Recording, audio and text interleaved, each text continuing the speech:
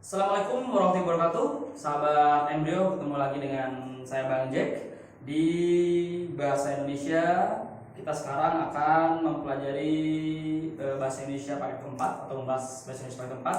Seperti yang kawan-kawan ketahui, di Bahasa Indonesia semester 2 ini sebetulnya adalah penyatuan dari kemampuan membaca dan menulis, penalaran umum, terus pengetahuan umum serta pemahaman umum. Oke. Baik, seperti biasa kawan-kawan, kita mulai pada termin pertama. Termin pertama ini kita akan membahas soal yang berkaitan dengan pemahaman bacaan dan tulisan. Silakan kawan-kawan buka buku Master Embryo-nya, paket 4 halaman 43, dan seperti biasa kita kerjakan dulu. Silakan kawan-kawan tandai nomor 2. Oke. Selanjutnya nomor 4. Terus nomor 7. Nomor 11. Nomor 12. Terus nomor 16 sampai dengan nomor 30. Oke, saya ulangi lagi. Nomor 2, nomor 5, nomor 7, nomor 11, terus nomor 16 sampai dengan nomor 30. Oke, kawan-kawan, silakan kawan-kawan bisa pause dulu ya sebelum mendengarkan pembahasan. Kerjakan dulu biar nanti ngeh apa pikiran kawan-kawan, salahnya di mana. Oke? Oke. Kita bahas ya, kita mulai dari nomor kedua. Nomor kedua, kawan-kawan, pertanyaannya adalah pada kalimat nomor berapa terdapat kesalahan penggunaan tanda baca koma? Kita lihat ya. Nomor 1 tidak ada salahnya sebelum misalnya ada koma betul. Itu betul, sebelum misalnya, sebelumnya itu, sebelum yakni, sebelum seperti, itu harus ada koma. Nomor 3. Nomor 2 tidak diinginkan. Nomor 3 B, jawaban nomor 3, kalimat 3 B itu sosialisasi dan komunikasi mereka tercapai karena, nah kawan-kawan, di paket sebelumnya sudah dibahas kalau ada anak kalimat dia di awal boleh pakai koma, tapi kalau misalnya induk kalimat dia di awal tidak usah pakai koma. Di sini ada koma sebelum karena. Ingat, tidak boleh ada koma sebelum anak kalimat. Seperti itu. Sehingga jelas berarti kesalahan koma adalah di B, di kalimat nomor 3 karena ada koma sebelum karena. Kita lanjut nomor 5. Nomor 5 gampang saja. Materinya kita sudah mumpuni insyaallah dari kemarin. Nomor 5, apa kelemahan yang ada dalam paragraf nomor 4 ternyata. Nomor 4, apa yang dirujuk oleh kata itu pada kalimat 9? Kata itu, kita lihat kalimat 9-nya. Selain itu, nah itu mungkin itunya, banyak orang tua melarang anaknya bermain permainan tradisional. Selain itu, kita lihat, itunya kita masukin saja. Lihat pada kalimat 8 kawan-kawan sebelumnya, ada permainan tradisional pada umumnya memerlukan arena luas. Umpamanya bermain kelereng, bermain gasing, petak umpet, dan lain-lain. Nah, kita masukin ya.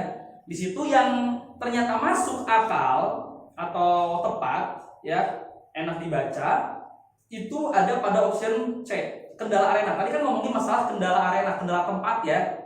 Nah, kendala tempat. Selain kendala arena, banyak orang tua melarang anaknya bermain permainan tradisional. Jadi jelas jawabannya adalah C, karena tadi sebelumnya ngomongin tentang masalah kendala dari tempat atau kendala arena. Nah, selain kendala arena itu, ternyata permainan tradisional ini juga dilarang oleh si orang tua, sehingga ya permainan tradisional jadi tidak mudah dilakukan dan agak terseret ya oleh permainan-permainan yang baru-baru atau video game seperti itulah.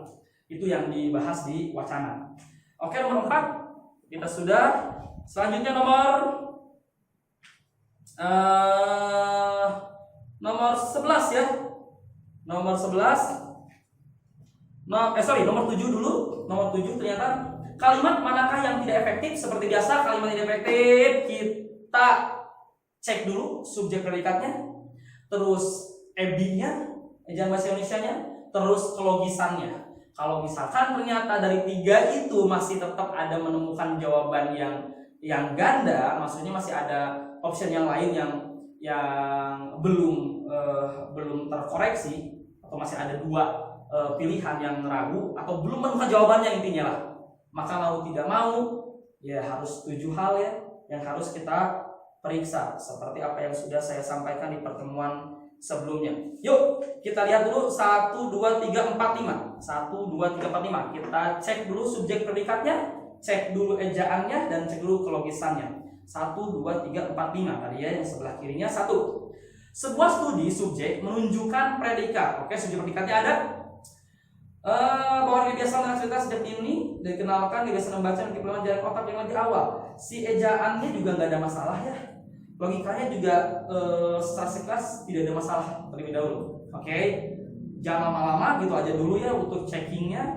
Sekarang nomor 2. Sebaliknya keterangan anak yang tidak dikenalkan dengan kebiasaan membaca itu subjek memiliki predikat. Subjek predikatnya ada, ejaannya ternyata oke, nggak ada masalah ejaannya. Sebaliknya ada koma, benar, karena sebaliknya bisa dianggap sebagai konjungsi antar kalimat dan biasanya ada komanya kayak namun, akan tetapi, jadi, oleh karena itu, dan lain sebagainya. Nomor 2 nggak masalah. Nomor 3, anak-anak balita subjek dengan orang tua yang rutin membacakan buku untuk mereka itu bisa jadi keterangan. Oke, mengalami predikat. Oke, nggak masalah, sudah predikatnya ada. Perbedaan perilaku dan prestasi akademik dengan anak-anak orang tua yang cenderung pasif dalam membaca buku. Oke, nggak ada masalah. Ejaannya juga nggak ada masalah, kawan-kawan. Dicek ya, penulisannya nggak ada masalah, dan logikanya pun secara sekilas nggak ada masalah dulu ya. Yuk, nomor 4. Menurut sebuah studi yang diterbitkan dalam jurnal Pediatrics menemukan, nah ini salah kawan-kawan. Kalau mau, ini kan menemukan predikatnya nih, jangan pakai menurut. Siapa yang menemukan? Atau apa yang menemukan? Atau siapa yang menemukan? Sebuah studi baru kan yang menemukan itu, gitu loh. Tidak pakai menurut. Jadi kalau mau subjeknya jelas, menurutnya hilangkan. Karena pada menurut bisa jadi itu jadi keterangan. Seperti itu. Nomor 4 sudah ketahuan salahnya, ternyata subjeknya tidak jelas, subjeknya. Nomor 4 ini kita lihat dengan nomor berapa pasangannya, dengan nomor 10. Kali nomor 10-nya. Pada studi ini menunjukkan, nah ini juga sama, menunjukkan predikat. Apa yang menunjukkan? Studi ini kan nggak pakai pada konjungsi. Ingat, setiap ada kata atau frasa atau klausa yang didahului oleh konjungsi itu jadi keterangan. Sehingga ini ada kata pada studi ini jadi keterangan, bukan jadi subjek. Kalau mau efektif harusnya padanya dihilangkan. Jadi studi ini menunjukkan, gitu. Oke, apa yang menunjukkan? Studi ini. Bagaimana studi ini menunjukkan? Jelas ya. Berarti nomor 4 sama nomor salah. Nomor 4 tidak ada subjeknya atau tidak jelas subjeknya karena pakai menurut, harusnya menurut dihilangkan. Nomor 10 juga sama. Ini juga ketidakjelasan subjek. Di sini pada studi ini jadi keterangan, ya, menunjukkan jadi predikat sehingga subjeknya tidak ada. Kalau mau efektif berarti si padanya harus dihilangkan. Oke, berarti jawabannya adalah D, kawan-kawan. Oke, kawan-kawan, kita lanjut pada nomor 11 ya, nomor 11. Apa makna kompeten pada kalimat 6? Kalimat 6. Kita bacain dulu. Tenaga terampil dan ahli yang kompeten di bidang bioteknologi sangat diperlukan. Kawan-kawan, kompeten di sini ini bukan di sini ada ahli, pintar, pakar, hebat, tapi menurut KBBI kompeten ini cakap. Cakap itu sama dengan mahir. Jadi kalau kita ganti dengan kompetensi dengan cakap atau mahir, ini masuk akal sekali, itu berterima. Tenaga terampil dan ahli yang mahir di bidang teknologi sangat diperlukan. Masuk ya, sehingga jelas jawabannya adalah E. Nah, selanjutnya, ini agak cepat ya kita pembahasannya enak. Nomor 16. Oke, nomor 16, baca lihat baik-baik nomor 16. di situ ada penulisan komoditas. Apakah komoditas ini perlu diperbaiki ataukah diganti? Oke, kawan-kawan, di sini ada A niaga, A tidak perlu diperbaiki, B niaga, C pasokan, D cadangan, E akomodasi. Yang paling pasti betul ini adalah komoditas. Komoditas itu barangnya, barang utama ya, komoditas itu. Sehingga kawan-kawan, di sini jelas kalau diganti dengan niaga, diganti dengan pasokan, diganti dengan cadangan, ini malah jadi rancu si makna kalimatnya. Sehingga betul komoditas ini tidak perlu diperbaiki. Jawabannya adalah A. Selanjutnya nomor 17. Berdasarkan data statika. Nah, ini salah. Statika harusnya data statistik ya. Tapi statistik di sini tidak ada. Ada juga statistika ya, sehingga mau nggak mau jawabannya adalah statistika. Untuk data statistika, produksi jahe nasional tahun 2009 mencapai lebih dari 154 ton. Jadi jawabannya adalah ini enak nih kalau soal-soal seperti ini kawan-kawan ya, tinggal lihat konteks satu kalimat aja, tidak perlu dari yang lainnya. Nomor 18, nasional, produksi jahe nasional. Lihat kawan-kawan, penulisan nasional tidak perlu pakai tanda kutip, tidak perlu kapital juga, kecuali kalau nasional ini menyatu dengan enggak nyetir apa? Oh, itu negara ya. Kalau negara aja. Nasional jelas di sini. Misalkan menyatu dengan badan BPN, BPN apa ya? Lupa saya. Pokoknya gitu lah. Misalkan Badan Pemeriksaan Nasional, misal seperti itu ya. Ada dalam sebuah nama, maka nasional gede. Cuma di sini ada produksi jahe nasional. Maka nasionalnya tidak perlu kapital, tidak perlu dimiringkan, apalagi pakai tanda kutip, sehingga jelas nasionalisasi sudah betul dan tidak perlu diperbaiki. Nomor 19, oke, 19 ini ada Nusantara. Nusantara sama kayak nasional tadi ya.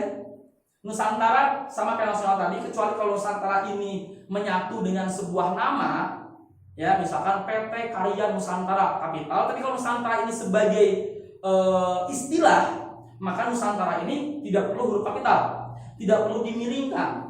Oke, seperti itu. Sehingga, nah tapi bentar, ini ada A Nusantara juga A-nya. A-nya Nusantara juga, dia kecil tetap. Kawan-kawan, kalau ternyata Nusantara di sini ya, anggap Nusantara bold ini bold. Ya, ini bold nih. Kalau misalkan si jawaban B Nusantara, yang itu benar juga karena Nusantara di sini dia nggak di bold, berarti jawabannya B. Kalau misalkan ini anggap kita bold, tapi kalau misalkan tidak ada yang B, ya tidak ada yang B kan nggak di bold nih, maka jawabannya adalah A. Gitu loh. Kalau tidak ada yang B, tapi kalau ada yang B, masalahnya kan si soal di bold ya, walaupun si dicetak tebalnya di boldnya, dicetak tebalnya itu dari soal, gitu loh. Itu dari soal. Tapi ya kita berhati-hati saja. Anggap ini dicetak tebal, Nusantaranya bercetak tebal, maka yang benar berarti yang tidak dicetak tebal, sehingga jawabannya adalah B. Kalau B nggak ada, nah baru jawabannya adalah A, tidak perlu diperbaiki karena cetak tebalnya itu dari soal. Oke, kita lanjut nomor 20. 20 yaitu daerah utama penghasil jahe yaitu Jawa Tengah dan Jawa Timur. Kawan-kawan, yang itu di sini bisa diganti dengan ada di sini yang B malah jadi, C adalah, D contoh dengan demikian. Yang B jelas nggak masuk ya, yang D juga nggak masuk, yang E juga nggak masuk. Antara C yang masuk atau tidak diperbaiki adalah misalkan daerah utama penghasil jahe adalah Jawa Tengah dan Jawa Timur. Nah, cuma ada perbedaan antara yaitu dengan adalah. Biasanya kalau adalah ini dia definisi atau yang semak, nah itu pakai adalah. Kalau definisi atau semak, nah contoh misalkan ibu adalah orang yang mengandung dan melahirkan kita, itu kan definisi ya. Atau yang semakna, sekolah SMA 2 Kuningan adalah atau SMA mana yang paling tua di Kuningan ya, misalkan kalau di Cirebon SMA 2 Cirebon adalah SMA yang tertua, misal seperti itu, berarti sama kan? Nah kalau misalnya sama atau setara itu bisa pakai adalah atau tadi definisi. Tapi kalau misalkan rincian itu pakai ya itu, sehingga kalimat yang di nomor 20 itu tidak perlu diperbaiki. Itu benar, sudah pakai ya itu karena perinci bukan definisi. Oke, lanjut nomor 21. Lihat 21, baca dulu. 21, saat ini Indonesia menempati peringkat ketiga setelah India dan dalam kontribusi persetujuan nasional. Maksudnya di sini dalam mempunyai andil sumbangan dia produksi jahe dunia. Di sini penggantinya distribusi itu bukan penghasil dari distribusi, tapi yang menyalurkan, sehingga yang B salah, C pembelian juga salah, justru kita penghasil ya, D pemberian juga salah, E kepemilikan juga salah, sehingga jawabannya tidak perlu diperbaiki. A jawabannya. Oke. Nomor 22 kita lanjut. Penulisan mancanegara di sini ya. Rempah-rempah Indonesia dapat dikenal hingga mancanegara. Kawan-kawan, penulisan mancanegara di soal itu ternyata dipisahkan, sementara harusnya disatukan, sehingga jelas jawabannya adalah B. Tidak usah pakai tanda kutip mancanegara, karena mancanegara itu sudah jelas ya, dan bukan bahasa asing, sudah dimasukkan ke dalam bahasa baku bahasa Indonesia.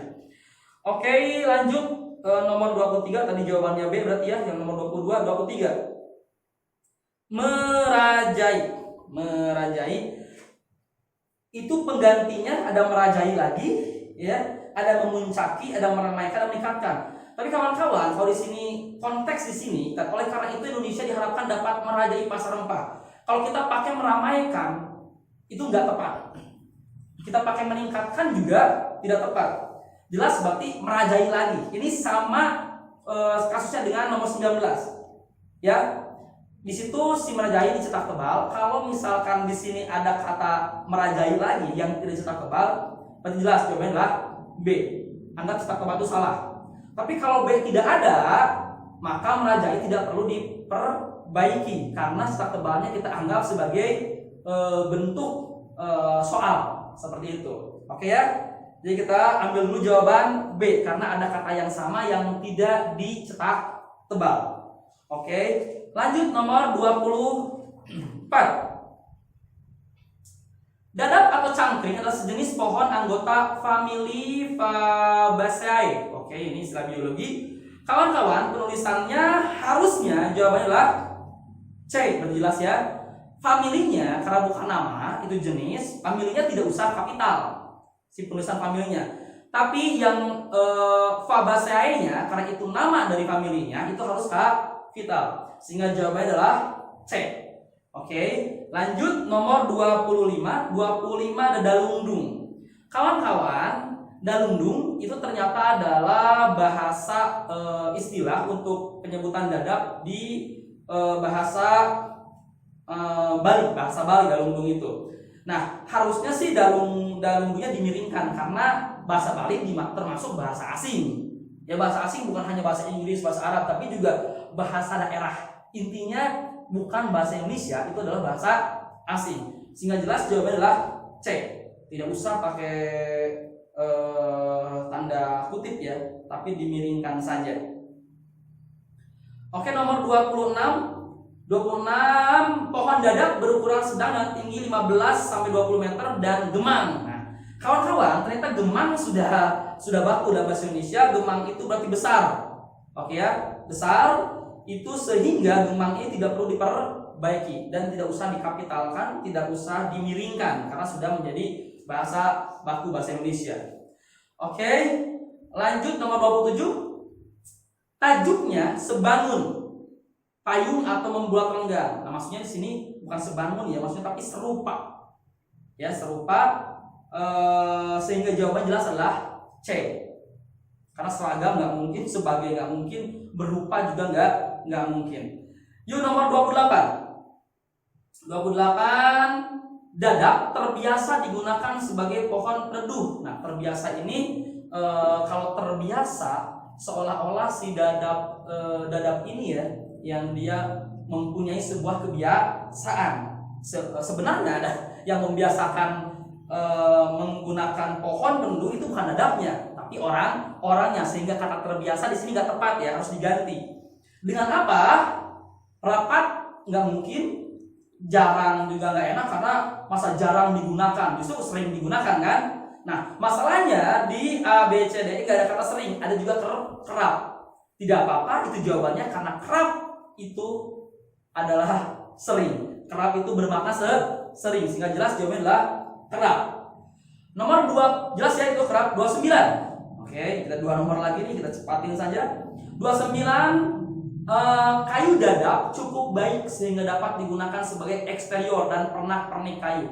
Kawan-kawan, pernak-pernik ini termasuk kata ulang berubah bunyi atau salin suara ya, kayak morat-marit ya. Ada perubahan suara. Harusnya kan contoh lagi pernak-pernik mondar-mandir gitu ya. Jadi berbeda suaranya. Kan kalau kata ulang biasanya anak-anak sama, tua-tua, muda-muda sama kan? Kayak gitu. Nah, kalau salin suara berarti ada yang berubah sebagiannya atau di bagian yang lainnya. Mondar-mandir gitu ya, ada yang satu R, yang satu ir. Tadi ini juga sama pernak-pernik, ada suara yang berubah. Nah, kawan-kawan, walaupun ini kata ulang ini ada yang berubah, tetap dia harus memakai tanda hubung ya, tanda hubung, sehingga jelas ini sudah betul, tidak perlu diperbaiki. B malah salah karena tidak pakai tanda hubung. Yang C juga jadinya bukan kata ulang berubah bunyi, ini kata ulang utuh, kata ulang secara keseluruhan. Pernik-pernik dan pernik-pernik jarang kita dengar. Yang lazim kita gunakan dan kita dengar adalah pernak-pernik, sehingga jelas ya tidak perlu diperbaiki, di bacaan sudah benar. Oke, terakhir nomor 30. Di sini pup, bukan pup ya, pup. Pernak-pernik kayu, namun utamanya sebagai bahan pup. Nah, kawan-kawan, awalnya kalau mereka yang sering atau agak mahir berbahasa Inggris mungkin menganggap bahwa pup ini adalah bahasa Inggris, mungkin seperti itu, sehingga mungkin aja terjebak pada jawaban B. Oh, pup dimiringkan karena masuk bahasa Inggris. Ternyata kawan-kawan, istilah pulp ini sudah masuk pada KBBI, sehingga jelas ya istilah pulp itu bahan dasar kertas, apalah saya lupa. Oke, silakan nanti di KBBI lihat sendiri. Yang paling pasti itu sudah masuk pada KBBI. Pulp ini kalau sudah masuk pada KBBI berarti sudah dianggap baku, sehingga penulisan pulp tidak usah dimiringkan, seperti biasa saja. Sehingga jelas ya jawabannya adalah C. Yang di wacana salah, yang di bacaan salah karena pulpnya P-nya kapital ya. Sehingga jelas jawabannya adalah C, pulp dengan P kecil. Oke. Baik kawan-kawan, untuk termin pertama kita selesai. Kita lanjutkan di termin kedua.